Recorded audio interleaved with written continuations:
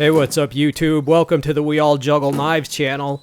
We're all throwing knives today. This is my first ever video with no spin knife throwing. In the past, I have done single and two spin knife throwing, as well as throwing machetes, tomahawks, hatchets, meat cleavers, and various other instruments of destruction. This is just the warm-up. Yeah, I'm standing close. Hey, it's the first frickin' video.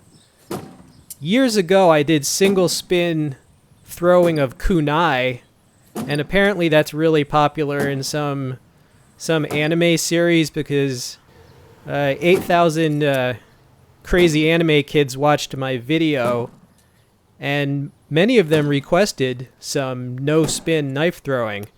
Apparently that's the in thing among people who watch throwing videos, the no spin. Okay, so here's some no spin, and there I'm standing a little farther back. There's a better angle for you to see.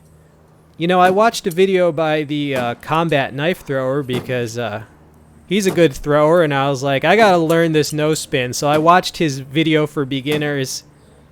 He suggested a 14-inch throwing spike type of knife. Alright, so I only have these 9-inch Dragon Bolt throwers right now, so I feel like if I did have a longer, heavier throwing knife, then I could throw from 8 meters, which is what he suggested. So I'm going to work up to 8 meters. But as for now, I just want to work on consistency. I mean, that's, I think, you know, you got to stick them first, and then you can gradually go farther and farther back, right? When I first started, which was this same day, I missed for about a half hour, right? It was just miss, and then hit.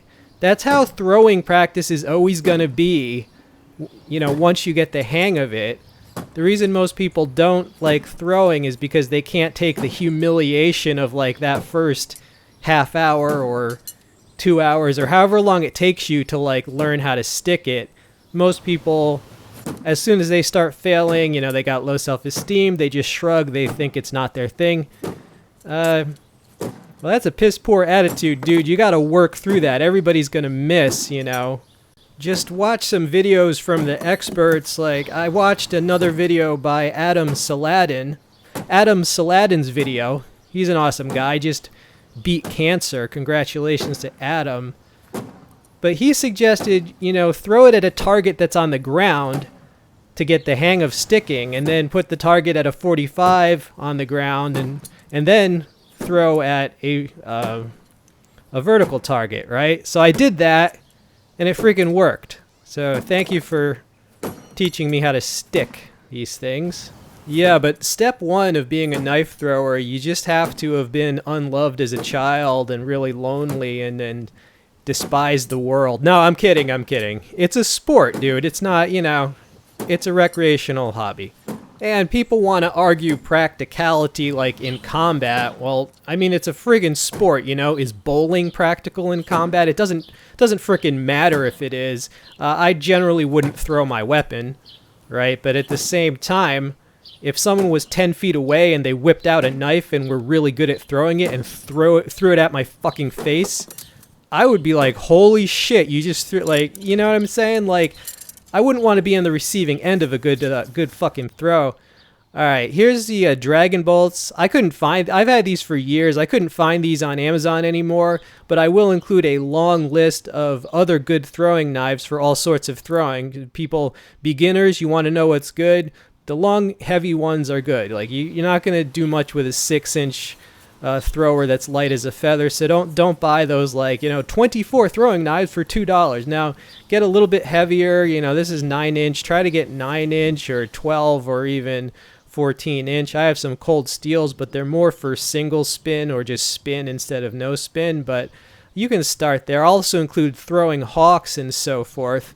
Yeah, so definitely check out those links. They'll be very, very helpful for you. It's going to have, you know, a lot of good tomahawks there, not only for throwing, just good and budget-friendly tomahawks and throwers of all sorts. You want to set yourself up for success.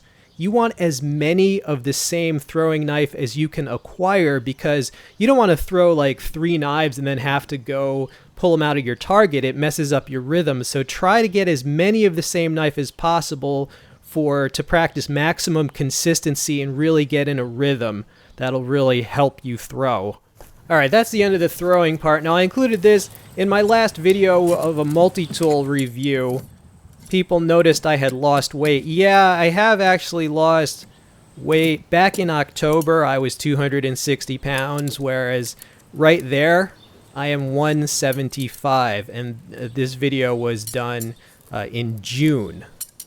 Right, so from October to June, what's that, 85 pounds. So yeah, I was surprised people noticed because I didn't really appear in much of the previous videos. So you guys got good eyes. But yeah, you see my pants and my shirt. They're all baggy because they're like 2 sizes too big now. I gotta get some new clothes. So how do you do it? Well, you basically want to cut out most sugar, most refined flour, and most things that are fried in oil. And if you're really overweight, you need to start with walking, and once you've lost enough, then go into running. Weightlifting is also good because large, strong muscles will divert calories from forming fat to maintaining those muscles. Mainly you want to eat vegetables that are low in calories, high in nutrients, broccoli, cauliflower, peppers, onions, and the occasional lean protein.